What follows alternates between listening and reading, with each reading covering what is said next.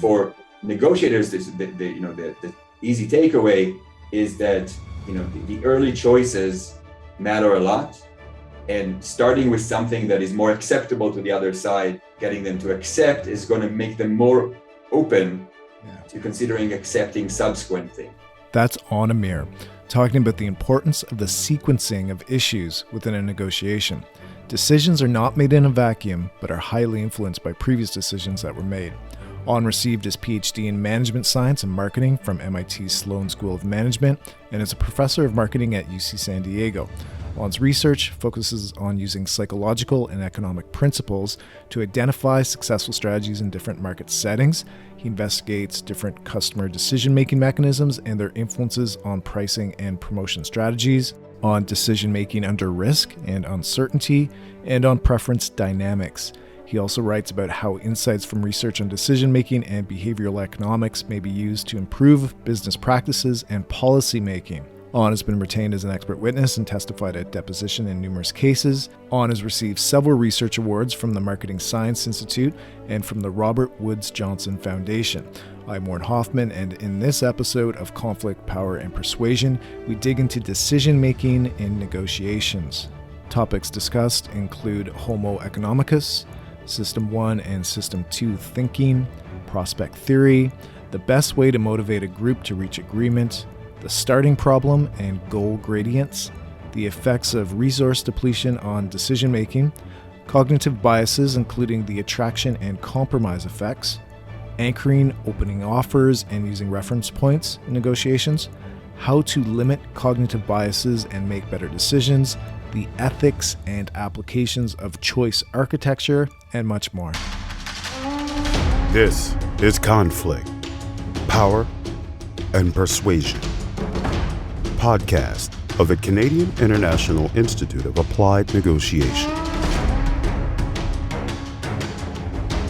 Hi, On. Thanks for joining me. Hey, Warren. My pleasure. How are you? I'm good, thanks. Can you provide a brief description of your professional background and research interests? Wow. So I'm a professor at the UC San Diego Rady School of Management. I'm professor of marketing, and I've taught in lots of other places in the past before, formerly at Yale. I did my PhD at MIT in management science, focusing on marketing, economics, psychology, and statistics. And my research is all about decision making. Let's get into that. And let's start with who or what is Homo economicus? The who or what is actually a great question. So, it might not be news to you and your audience, but the world is pretty much run by people who follow economic models. We can get into why if that's interesting. And most economic models make assumptions, as every model does. And the assumptions about people in economic models are pretty well defined and specific, but very far from reality. But the person described by the assumptions running a lot of our world is this theoretical entity called Homo economicus. Mm-hmm. And what are the assumptions about Homo economicus?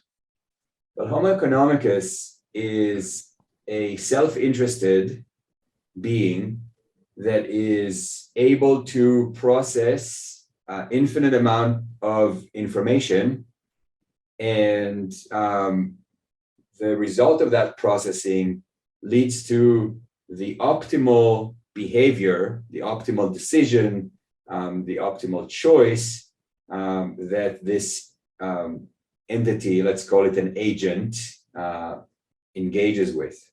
Mm-hmm.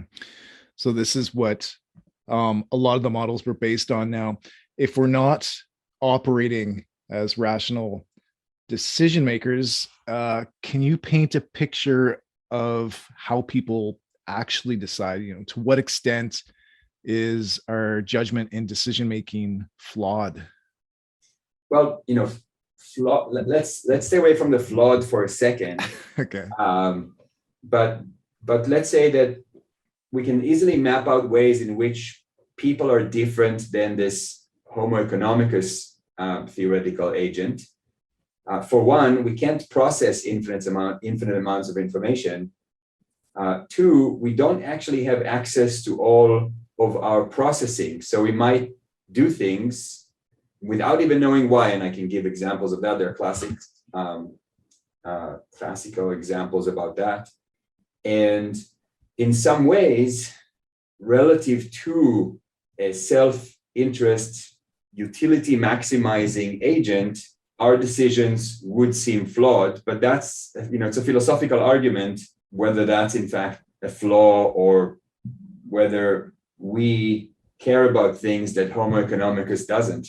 So you mentioned there's some classical, let's give some examples then of, I'm assuming, running on autopilot here. What are some just classical examples of everyone sort of how we're operating here?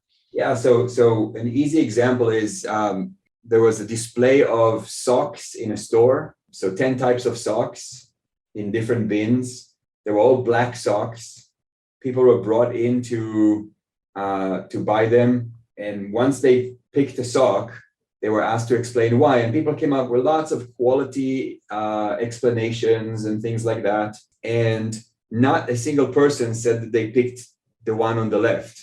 But all the socks were the same in this experiment.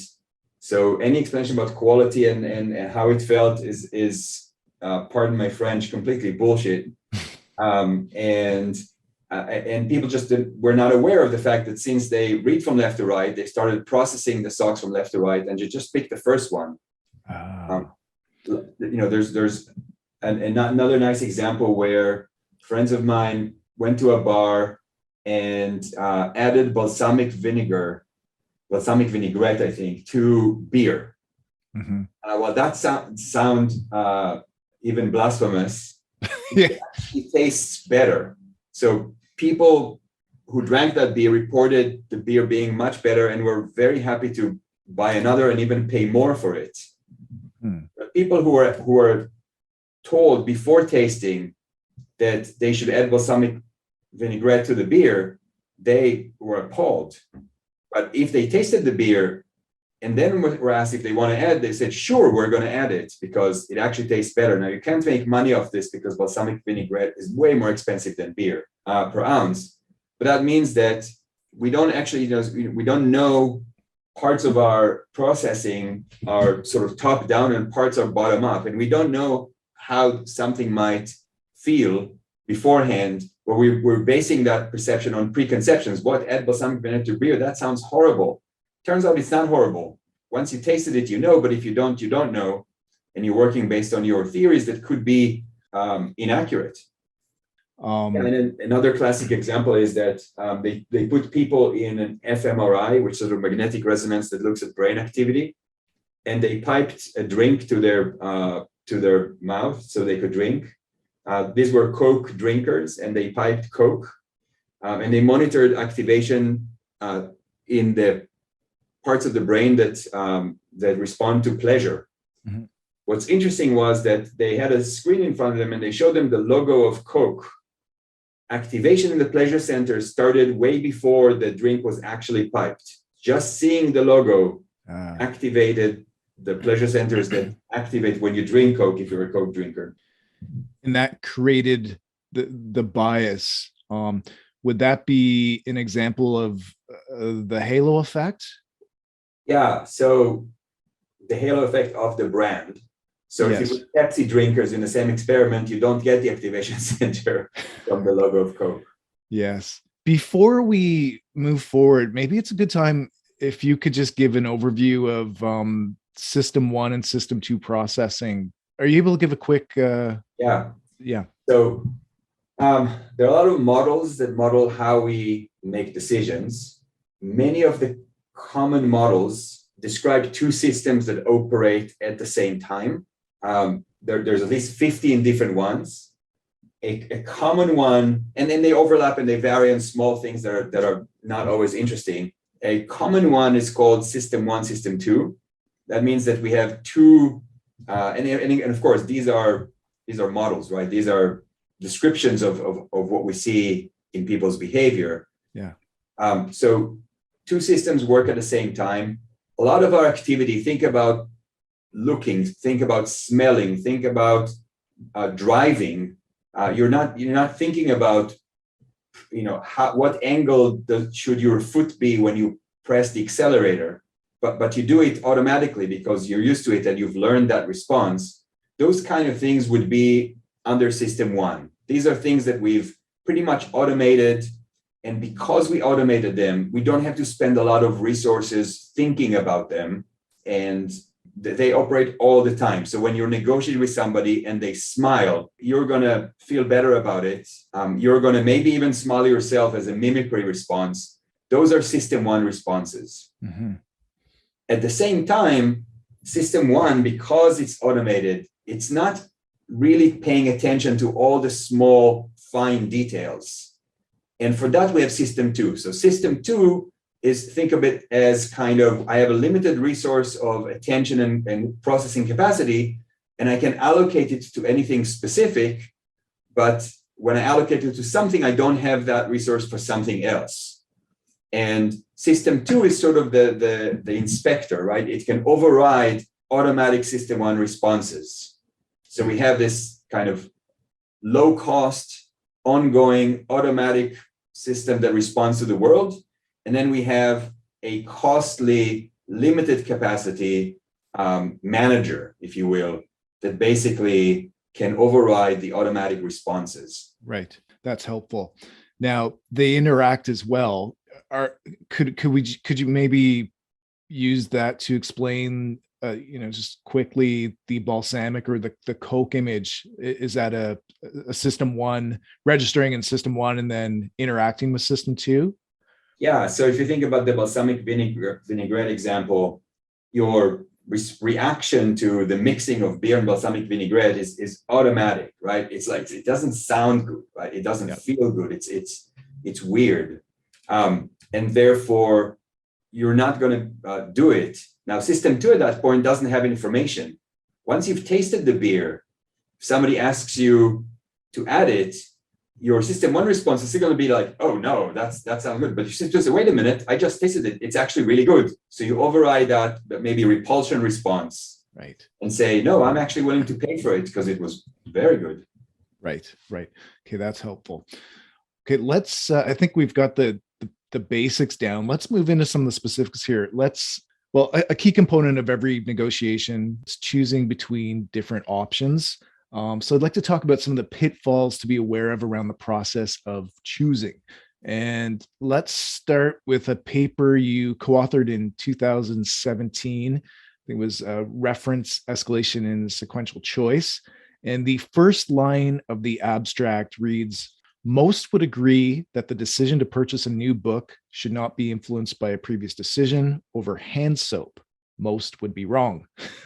Can you describe the findings presented in that paper? Yeah. So, choice doesn't happen in isolation. And if you think about a negotiation, it's not usually a single decision. It's a series of choices and decisions that you make. Mm-hmm. And it turns out that for lots of reasons, these choices are not independent. So what this paper specifically looks at, if you've accepted something, the other side made an offer, you've accepted it, you are now more likely to accept the next thing in the discussion, and vice versa. If you rejected something, you are more likely to reject the next one. That's because one of the things, if you want to talk about the basics, is we know that unlike the Homo economicus, which can evaluate everything in an absolute sense, so you look at something new and you know exactly how much it's valued. Somebody makes an offer and you know exactly why it's good and why it's bad and everything and how it fits relative to everything else in the world. We can't do that. People can't do that. And so our choices, our valuations, our judgments are actually relative. In that sense, Einstein was right.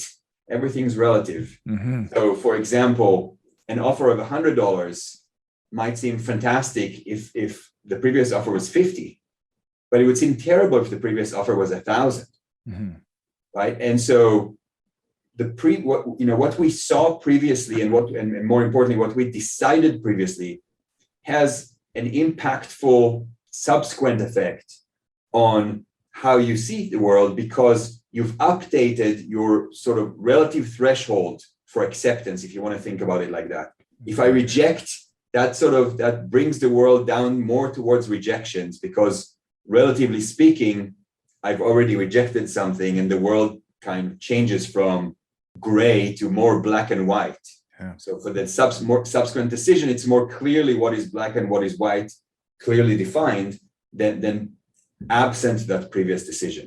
Mm-hmm. For negotiators, the easy takeaway is that the early choices matter a lot, and starting with something that is more acceptable to the other side, getting them to accept, is going to make them more open to considering accepting subsequent things. It's a great tip, and incredibly interesting as well. But any insights on why that happens? I mean, you've sort of touched on it, but is there? Yeah. So I touched on it. The idea is that, and this is, I'll qualify this. All these kind of effects we find, they happen in contexts where there's some preference uncertainty, right? There's some wiggle room. Mm-hmm. Whereas the Homo economicus has no uncertainty whatsoever. Most decision makers do. A very famous researcher used to give this example.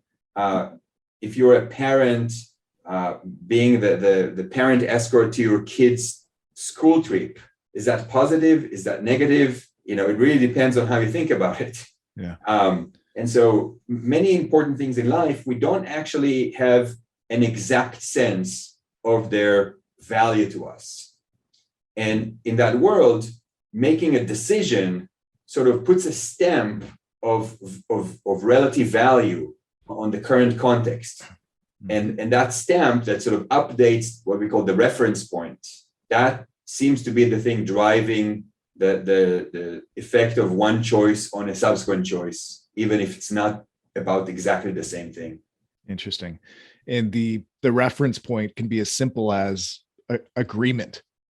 This is agreeable. And that's an example of a reference point in this situation. Yes. Okay, so in terms of choosing, sequence is incredibly important. Any other issues to be aware of when making choices?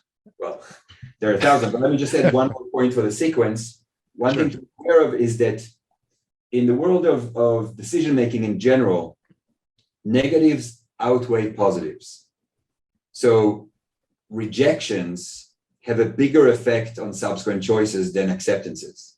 Mm-hmm. Right? That's why it's very costly to start out with something that's going to be rejected.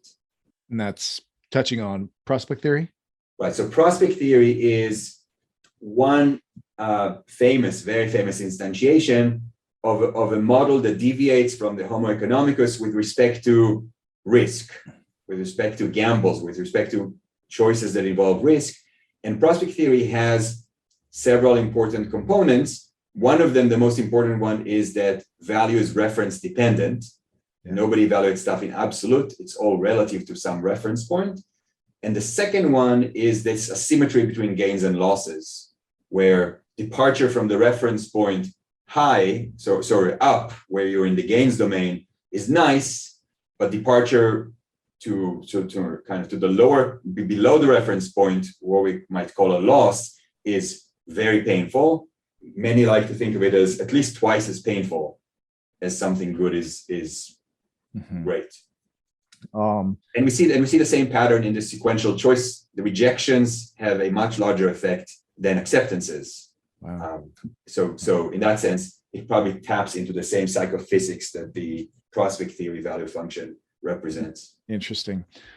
Okay, I'm sure other examples will come up here, but let's move on to goals and motivation for now. So negotiations and mediations, they're often multi-issue, and it's pretty common to move around from issue to issue, sort of in a non-linear manner, to not get bogged down on a contentious issue, hitting an impasse, but to sort of maintain some momentum and motivation towards the end goal, which would be reaching a final agreement. So in a sense, the issues can be thought as sub goals, which are being addressed, creating these small wins while building rapport and giving some certainty of progression and moving towards that final agreement. You've done work on this topic as well. Is there anything a mediator, facilitator, negotiator, or even project manager should be mindful of in terms of motivation while working through a number of sub goals? Yeah. So, when I first presented that work years ago, a very famous psychologist by the name of Robert Cialdini said, that's just like my mother. I said, what? He said, every time I came back with a midterm and I was proud, I got a good grade on the midterm, my mother said, yeah, okay, that's nice, but the final really is the thing that matters. And that's the idea that you can get bogged down by success on sub goals, right? Just like you said, you don't want to get bogged down on issues that are contentious. Achieving a sub goal can have a negative effect on motivation because you basically rest on your laurels. And the goal of whoever's directing the discussion is to keep everyone focused on the end goal in a manner that is productive. And what do I mean by that? Goals that are too far don't exert a lot of motivational force. We call it the starting problem.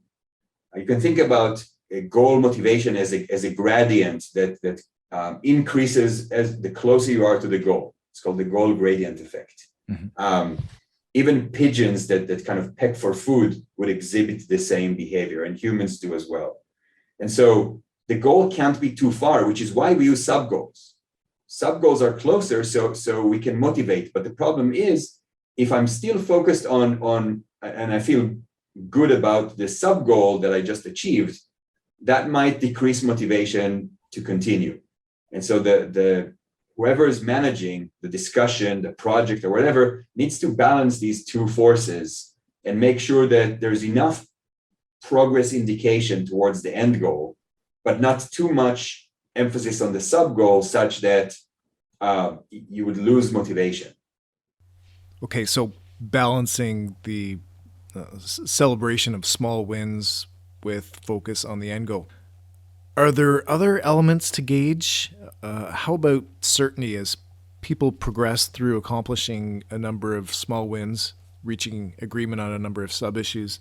Their certainty of reaching the end goal might increase. It becomes more likely, more attainable. And you mentioned the starting problem, starting the process from a seemingly distant end goal and the need for sub-goals to help with the motivation there. How about changes in certainty as progress is made? Yeah, so there's I've done some other work and others have well. There is some motivating role to uncertainty. Too much can be debilitating, but enough is intriguing and can maintain and sustain motivation. Think about meeting a person and hearing for an hour all about their life, or meeting a person and getting a 5-minute sort of bullet point summary of who they are. Who would you like, which of these cases would you like to return and learn more about them and continue meet again, right? It's the person we have some uncertainty left, right? There's some curiosity to discover. It's very similar with respect to other things in life where some uncertainty is useful. If you take out all the uncertainty, all the kind of will to discover, there's no curiosity involved, you're putting away some sources of motivation for progress. Lots of pieces there. I did, notice I didn't actually take it to interpersonal relationship and dating and stuff like that, but it definitely follows for that as well. Okay. How do we put this all together then? We have the end goal should be attainable, yet there needs to be some uncertainty around it. Sub goals are needed, but they can't be reflected on too much. You need to keep the focus on the end goal. And then the gradient as well of getting closer to the goal will increase motivation to complete the goal. a lot of moving parts there, but it makes an opportunity for, someone who's facilitating a discussion, a meeting or whatnot. There's some rules that could be pulled out of there, I'm sure, but just those basic principles are powerful. Yeah, I mean, if you think there's some analogies here, right? If you're standing in line at the grocery store, it's a very long line, and you're somewhere in the middle, right? Looking at how many are in front of you can be demotivating. Looking at how many people are behind you could make you feel better about your progress. So in the beginning, when there's many sub goals ahead, you might want to focus on how many achievements we've already accomplished. Mm-hmm. And as you move further and closer, you might want to focus on, well, look at how few remaining sub goals are still left. Look, we only have to resolve these few issues, and then we're done. So you can build up and dynamically change the focus of the conversation on the parts that would increase motivation to reach the goal. That's great. I love that. Yeah. So the way to think about it is people tend to tunnel vision, and our goal is to sometimes tunnel vision and sometimes take people back and look at the big picture, right? And by doing that, we can keep focus on the next sub goal that needs achievement, while maintaining the overall motivation towards the goal by showing kind of the broad picture of progress made.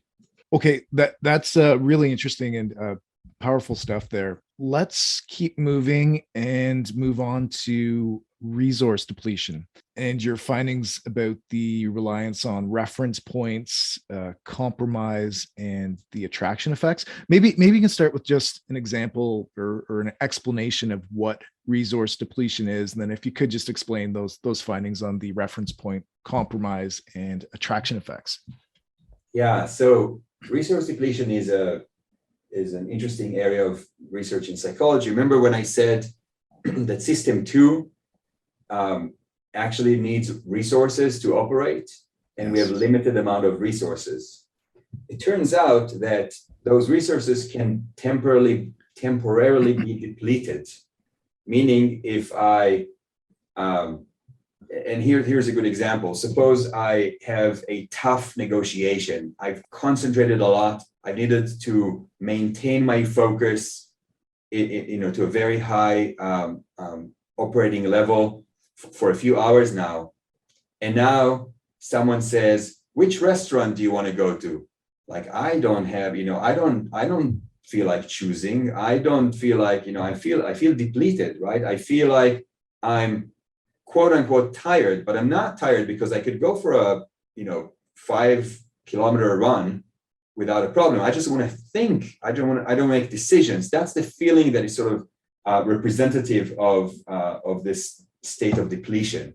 And the interesting thing about it is, because it's resources for system 2 being depleted from a tough negotiation or a tough mediation process can impact my willingness, but also quality of choosing of a book, a restaurant, a gift to a friend, that are not related. It's not related at all, but it uses the same resource because these are the resources for system 2. So if you deplete system 2, if you remember how we described the two-system interaction, what you're left with is system 1, right? So if I don't have the resources right now to override system 1, I'll get system 1 responses. And so the paper you mentioned basically documents this and shows that many of what we know of are decision-making issues or biases that are caused by system 1, by our automatic responses. Those get much exaggerated. They get inflated when you're depleted. Mm-hmm. So if you had the same choice in the morning after you had your coffee, you just got into the office, you would be less likely to have a biased response. And what do you mean by a biased response? I'll give you an example. You mentioned the attraction effect. Imagine that you're deciding between two speakers for your TV, and one of them is reasonable low quality but cheap, and one of them is very high quality and expensive. Okay, and here you have to make a trade-off: how much you're really willing to invest in sound quality. suppose I add a third speaker to that set, which is not really that good, say, 2 years ago model, but I price it as quite expensive. Now you have a set of 3 items. One is reasonably good but cheap. One is very, very good but expensive. And one is not good, not so good, and also expensive. Suddenly, the good expensive one seems much better than before, because compared to the expensive, not so great quality, it looks really good. It even dominates that choice. So we call it the attraction effect, because adding what we call a decoy, a third option that makes the one of the 2 options we had before look much better in relative terms. And remember, we see the world in relative terms. And so the retailer can keep last year's model and price it quite high, not as high as this year's model, but quite high, to make this year's expensive model look much better, look more attractive. That's why it's called the attraction effect. And that's by and large, a perceptual effect. It seems much better. Perceptual is system 1.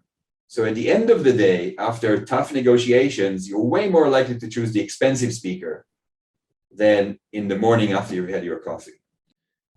Okay, so what should be an irrelevant option, a poor quality, expensive speaker, shouldn't even really be considered in the mix. But this decoy increases our likelihood of choosing the expensive product in this case, and it gives more weight to the option it's positioned closer to. Can you shift to the compromise effect? How about another option that's in the middle of the range? So compromise is a different effect, actually, very different, and it's driven by different reasons. So the attraction effect is perceptual. It would grow when you've depleted resources for system 2 because you've exerted them. Compromise effect is when you have a cheap speaker, an expensive speaker, and one in the middle that's in between them in quality and in between them in price, right? It's the compromise, if you will. Now, the compromise effect happens not because that option seems better. It's not, right? It's worse on quality than the top one. It's more expensive than the cheap one, but it is the easiest to justify to someone else, right? Because it's the compromise. Justification is a system 2 consideration. So the compromise effect actually decreases when you're depleted, as opposed to the attraction effect that is increased. To your point, if you're a person that doesn't care much for sound, you might break the 2-speaker question in favor of the cheap one. Okay, so you would pick the cheap one. And so in the attraction effect context, you'd be more likely to move away from your natural choice if there's a decoy on the expensive one. In the compromise effect, you'd be more likely to take the middle because it's easier to justify to someone in the morning after you had your coffee, but in the evening when you're depleted and you can't really bring yourself to make all these difficult trade-offs, you'd actually choose the cheap one. So it takes a little bit more effort to analyze that middle ground component, whereas for the other ones, when you're operating in system 1, it's easier just to say, hey, this one's the best, this one's the worst. Yeah, this seems the best, right? Yeah. So more mental resources. We had Brad Bushman on a while ago, who was a researcher on aggression, and he did some experiments on the hangry and suggested that it was glucose, which was the depletion. So when you speak of resources being depleted, fairly accepted that glucose is that still a debate on that one, or? Yeah, there's a debate on that one. There are some studies showing that they're basically implicating glucose as one of the resources needed, but there are other studies that suggest that it might not be as simple as that. Even when you're low in glucose, mostly the brain gets the glucose it needs. But so that's still an open question. Okay. Okay. Still figuring that one out. But so when you speak of resource depletion, we can't say anything too specific about how to. I was wondering if there's a tip on how to stay out of that situation, right? Just give your brain a break, or yeah, exactly. So there is an interesting study done on parole decisions, showing that judges are less and less likely to grant a parole, but after they take a break, they go back to the starting point, and again they're more lenient, and then it gets worse over time. So when asked, one of the leading researchers on the depletion field, when he was asked how to replenish, he said, I think a good night's sleep might do it. So that too is an open, so the depletion research is really interesting, but it's certainly not complete. So there's a lot of open questions around that. To some, though, it's essentially when we're depleted mentally, we shift into system one, and that reliance on system one can influence our decision making and choices and make them, would the word be poor, or just there's a lot of quote unquote intuition, I guess, at work there. What's your feel on that, as system one being a reliable or worthwhile even at times, perhaps? Yeah, so our system one is not bad at all. It's basically intuitive is a good way to describe it. So picking your drink or food would go very well with system one. I wouldn't go buying a house. The more complex decisions are the ones that would suffer because we want to override initial system one responses. Because, for example, there's a house that looked really good because it was staged, but it might be close to an area that's going to decline in value. That's not a system one consideration. That's a system two override. System one is, I go into this house, somebody baked cookies now, the house feels amazing, smells amazing, it looks good, I like this house. That's a system one, right? Yeah. System two would be, wait a minute, but what's the resale value, and how much are the taxes here? And, is this a good school neighborhood? Things like that are not system one responses. Yeah. So there's certainly situations where we don't want to act on our system one gut feelings here about something that's important. Now, if we don't want to fall into that trap and we want to sort of, in a sense, debias, we've mentioned resource depletion and having a rest. Any other quick tips or strategies to have that deeper look? Yeah. So I'm probably not the first to say it, but much of decision making is about resolving trade-offs. If there were no trade-offs to make, you'd have a dominant option, and you should probably choose the dominant option. But since proper decision making often requires making trade-offs, writing down your trade-offs, I'm not saying you have to do a pro and con or whatever works for you, ensures that you're at least engaging in system two like processes. And if you find yourself, unable to really think about or consider or conduct a pro and con table or whatever it is, that is a good time to take a break. Let's talk a bit more about reference points. One of the sort of a bit of a debate, or everybody has their opinion on this, and distributive negotiation. Say you're meeting someone to make a purchase, and should you put your offer out first? So we're talking about anchoring here, right? Or should you wait and let the other person make their offer? Do you have any thoughts on that in terms of reference points? Yeah, so I'll give you a concrete example. Here in Southern California, I've not seen it elsewhere. When you go to buy a house, you see ranges of prices. Seller will entertain offers between X and Y. That's weird, right? Then you look into it, you see how it happens. Well, the seller wants the Y price, which is higher. The realtor knows that the house will probably not sell at that price, but they want to sell the house. So they convince the seller that they should specify a range from a lower price to that Y price that the seller wants. when they do that, the seller now, as you said, whether they want to or not, they update their reference point so that it doesn't feel like a loss if the price ends up being between X and Y, even though they really wanted Y and it's below what they really wanted. But advertising, sort of stating that range, changed their reference point. Now, whether to start with a price or not is a very strategic decision, and it really depends on your goal and on your expectation of the other side's first offer. If you would like to anchor the conversation higher, then you should be the first to start. And what do I mean by anchor? eBay had, when they had eBay auctions, they had, the auction started at a very low price. And then there was also the option at some point to do a buy it now price. If somebody pays that, they get it now. Once you've stated that buy it now price, you've caused everyone to think of higher prices if they didn't think about that high price. In some sense, you've changed the feasible range for consideration.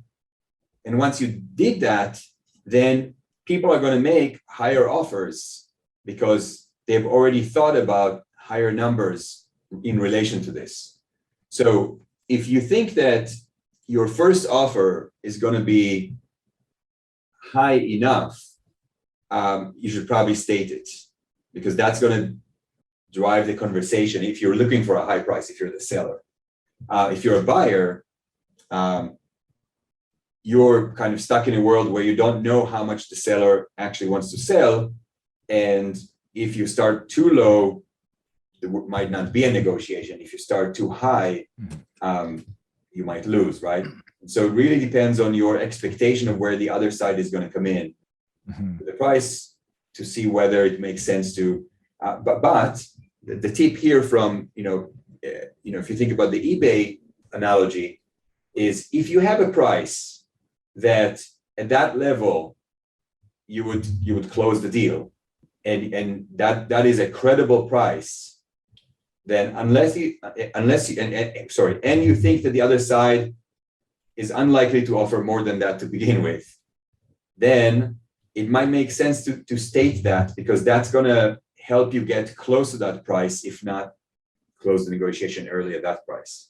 Yes, I follow. The importance here too should be restated that the reference point is that point where the losses, anything lower, are going to be, and you give a figure of 2 times more painful than any gains that you make above it.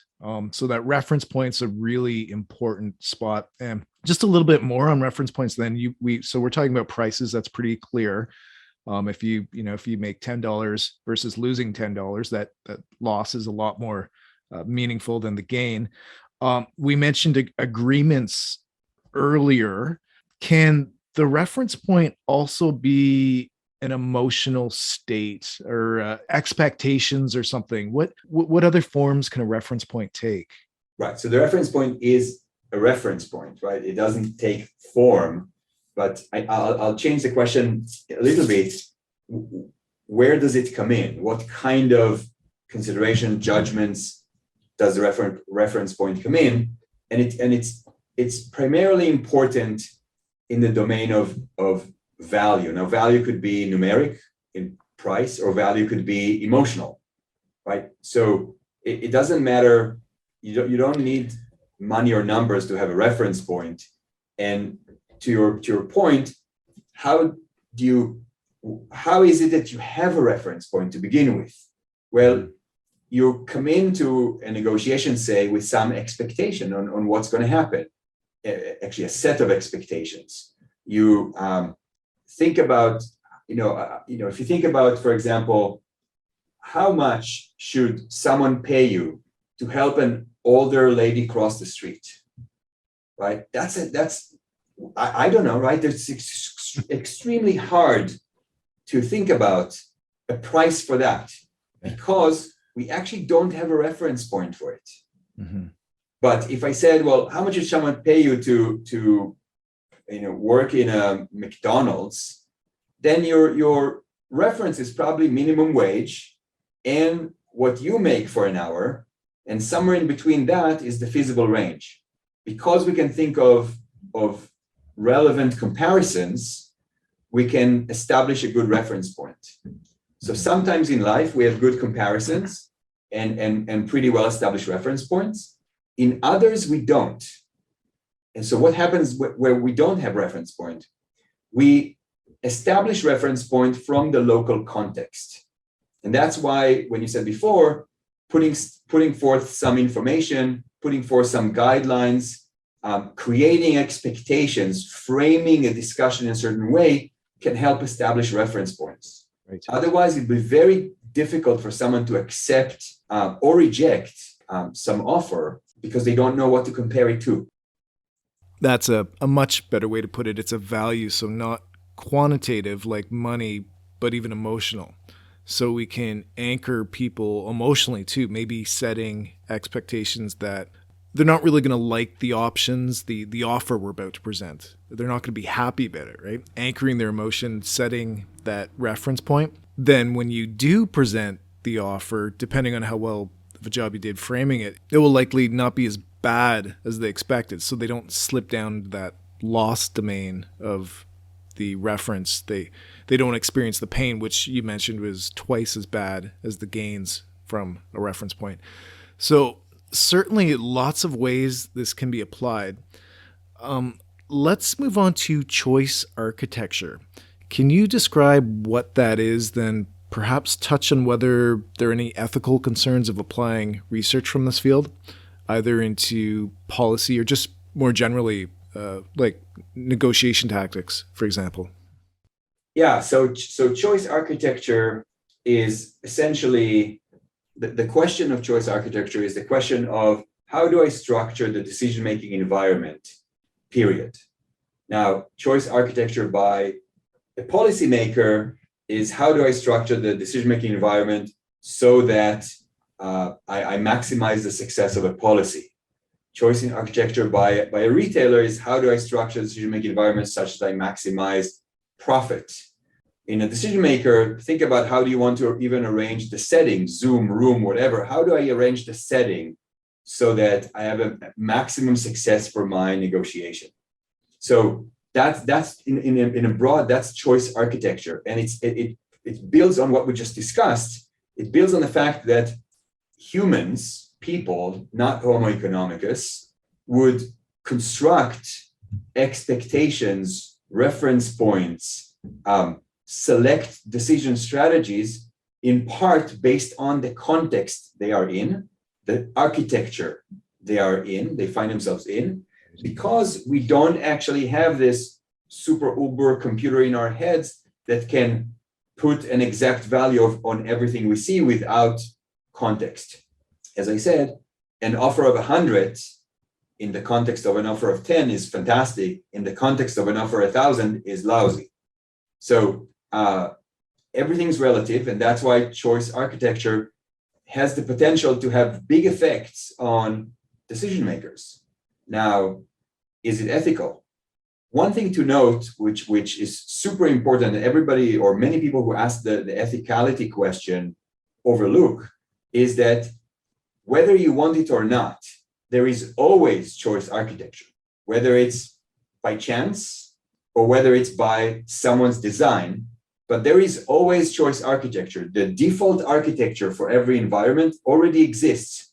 Right. The question now, can you improve this to maximize success of the policy, to maximize profit, to maximize success of a negotiation? Right. What do you need to do, knowing what we know about different aspects of the choice architecture, to facilitate better choices, to facilitate higher likelihood of success, and things like that.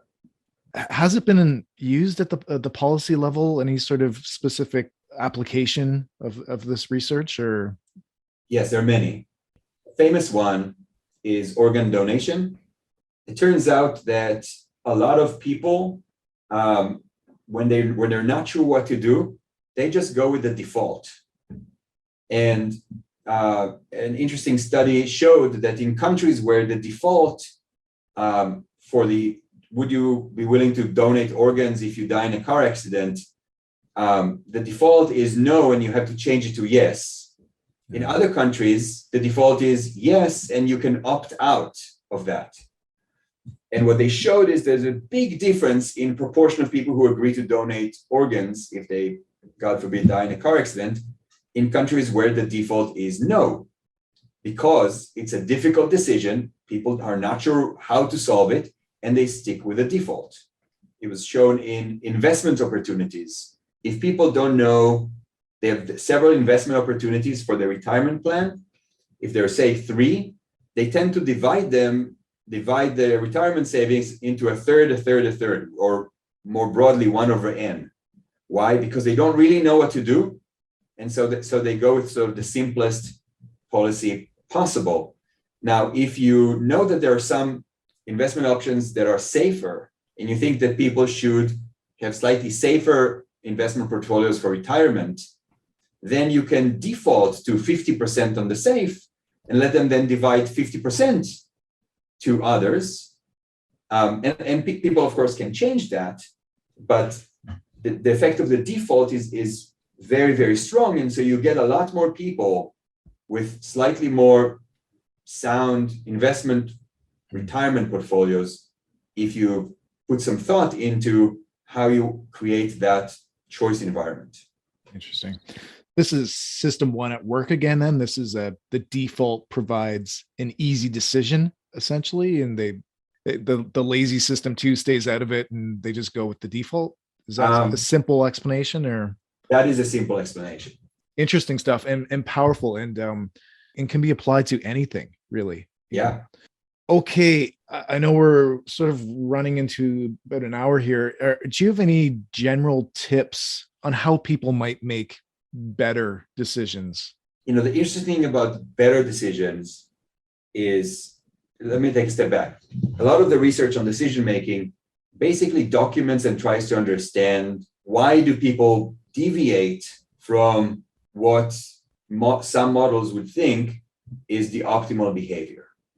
A lot of that could be that the model is not a good fit of the world, and people care about, for the easiest deviation from the Homo economicus is I care about the welfare of others, right? Which is not easily incorporated into that model. You can, but it's not there in the original Adam Smith Homo economicus self-interested agent. One of the important tips is that better is subjective, and it's subjective for you. So you need to decide. We talked about goals. What are your goals? What is better for you? Until you do that, system 2 doesn't know what to correct for. Right. So if you come into a negotiation with, I know exactly what my goals are, what will be a good outcome for me or for the person I represent, you'll be much more likely to obtain that than if you're not sure what is good for you, because then you're more likely to make errors and not correct them because your system 2, your manager, doesn't know what to look for. Right. That's a great tip. This topic's incredibly interesting, and you've given so much already to stew on there and apply. Thanks so much for coming on. And if people want to find out more about you and the work you're doing, where can they find you? So in the world of the internet, I'm on the internet. Yeah. I'm at UC San Diego. You can always find me here. My email is on the website. Very happy to respond to questions and follow up on conversations. Right on. Thanks again, On. My pleasure. Thank you. Thanks for listening. If you want to hear more from international experts digging into a range of topics on conflict, power, and persuasion, subscribe to your favorite podcast app or visit us at cien.org. That's CIIAN.org.